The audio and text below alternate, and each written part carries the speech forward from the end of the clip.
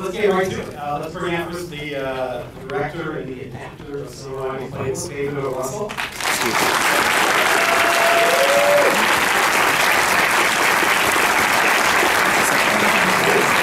And one of the stars of the film, Chris Tucker.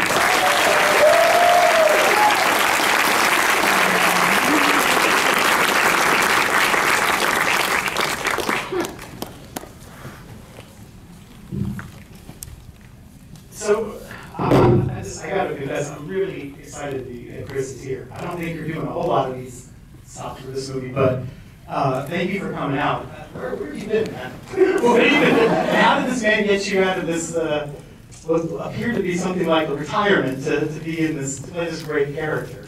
Well, a bit, Mike's off.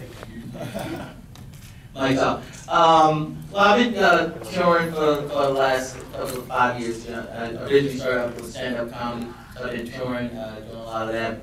And I read David's script, and I thought it was a great script, a great role for me. And, you know, great script, great director, so can't miss on that. So those type of things I look for, and those are the things I wait for. All right, so David, what's your version of that story? How do you remember convincing Chris to come out and be in your movie? And playing it really mellow and straight and like, but still being really funny. Like that's kind of the amazing thing about the character. What do you recall about recruiting Chris into this? I think that Harvey Weinstein, who brought the book to me with Sidney Pollack, and I were both very excited about both Chris and Bradley because in the sense that the characters in the movie are reintroducing themselves to the community as they come out of the hospital. And there's a sense of Bradley reintroducing himself as an actor, saying, you think you know, but you don't. And I think Chris, it was exciting to us to work with Chris, to see him playing someone real, you know, not someone elevated. And every time he comes out, he brings a lot to the picture because his character is really grounded, but you also get a sense of how he's a little different. And every time he shows up, he tells you something about his background with Pat, their friends, and he has the legal thing going on every time. It's just, you know, it's just a nice thing to remind you that these guys have been in a predicament. As watching Annie again, it reminds you that as dark as some of your films can get, both comedically and dramatically, you seem to really like happy endings too. Is that kind of you always kind of want to have that sense of hope and happiness at the end of the films? It feels real, yeah. Well, in this case, I think it's. I mean, my editor says I fall somewhere between Martin Scorsese and Frank Capra because I do. I like the intensity and the rawness, but I also and the authenticity. But I also like the warmth and if things can have can be tilted up. As Jack Nicholson says, incline yourself upwards if you can. Let's just kind of walk through the cast a little because. I think this is the best thing, that's acting that Bradley Cooper's ever done. And I've seen him do non-comedic things before, so I'd say that not lightly, but why did you think he was the best guy for this? Why did you think he could handle this? And did he think he could handle it when you first proposed it to him? Well, I mean, it's not unlike Chris. I mean, Chris, you know, has manic performances. And Chris has had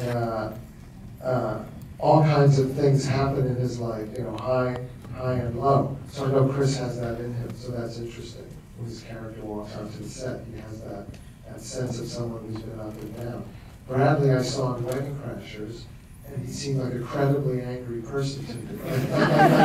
Like he was intimidating to me. And when I met him, I said, you know, you seemed like he was 30 pounds heavier in Wedding Crashers, and I said, you seem like an angry guy, you know, and it was intimidating to me. And he disarmed me, and this is where I got interested in him, because the anger interested me first of all, because the anger seemed palpable. It seemed like he could play a crazy person or an intense person, not just an affable person, not just a good-looking affable person. He could play someone who was extreme.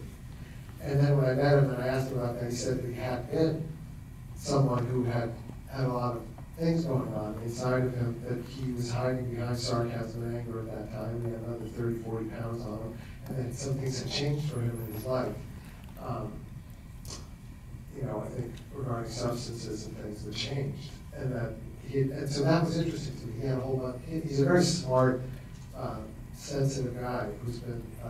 So the fact that he'd been through that was told me he could be the guy in this movie who he had an appetite to reintroduce himself, like the character does, and that he could play this intense stuff. He's half Italian American like I am, which is what the family is. You know, his blue eyes surprisingly do not come from his Irish side; they come from his mother's side. His mother was just like Jackie Weaver, and she's from the town right where we shot this, right next to where we shot it.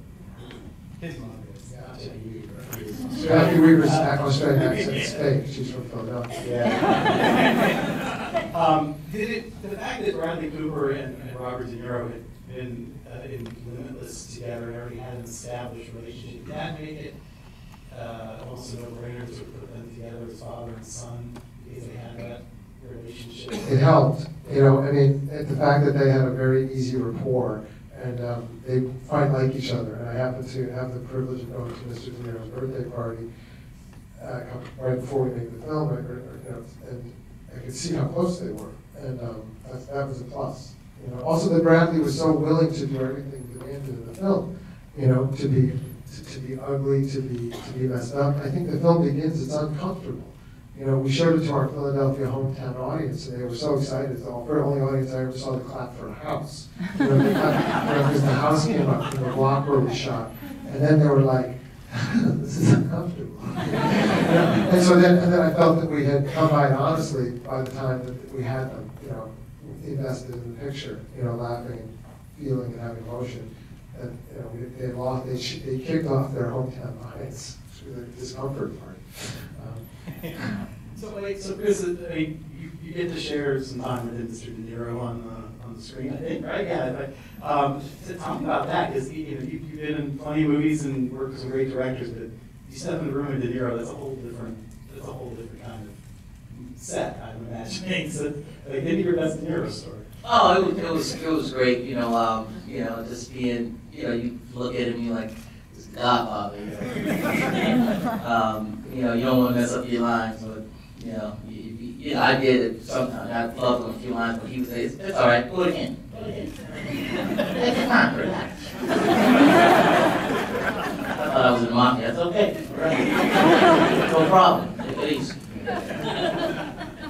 Chris, by the way, had the hardest lines to remember in the movie.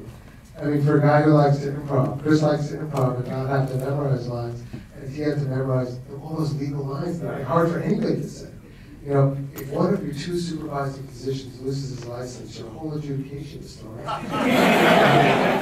And by the way, that's the easiest one. Okay? The other one, I can't even, I mean, if the maximum length of your felony, this is all true legal stuff about people who have to do plea bargains with arrangements with the state. You know, if you have an episode like these guys had, you can do a plea bargain, you have to go to a hospital instead of an incarcerated prison. So it's all that language is real. Chris. That's why it was such a great role for me. That to that type of dialogue, and people this great writing, and so it was great. Let me both the audience. Let me talk about one more cast member. I've seen Jennifer Lawrence in exactly 7 movies, including this, and every time I see her, I think I have a pretty good idea of what she's capable of and what her limits are. And then I see her in the next movie, and I realize like it's not even close. And this is, again, far and away one of the best things I think she's ever done. And Bradley Cooper liked her enough that they already made another movie together. So, tell me just about landing on her and sort of her winning you over. Well, she was an 11th hour arrival as Mr. Tucker's courtship was, because we had to show Chris how and when we were going to put him in the movie, and to make him feel like we were really making this guy who was going to land, every time he walked on, and we were happy about that. Jennifer, we had 3 other big movie stars. We had so many actresses who wanted to do this role because there's so few roles for young women that are this dimensional.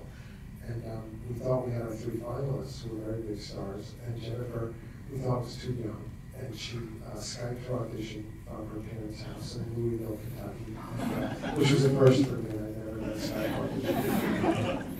We did Skype. Did we Skype? Anupam Kar, the Indian doctor who's done 450 movies in India. They make a lot of movies.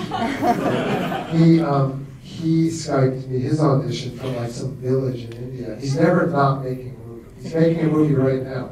But if you're sleeping, going to the bathroom, work, he's making a movie. So he was like in this village where like, he revolutionized the village because they ended up having to get internet and Skype so he can audition.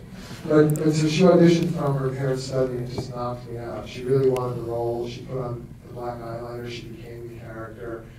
And she just, I didn't know. Harvey kept saying, no, I don't think so. I said, she seems like she's an old soul. She seems like she's 30 or 5 or 20. Doesn't seem like she's that young all the time. And as soon as I showed him on my computer, he knew right away. And she, she's a marvel. Yeah, we were all marveling with her. Let's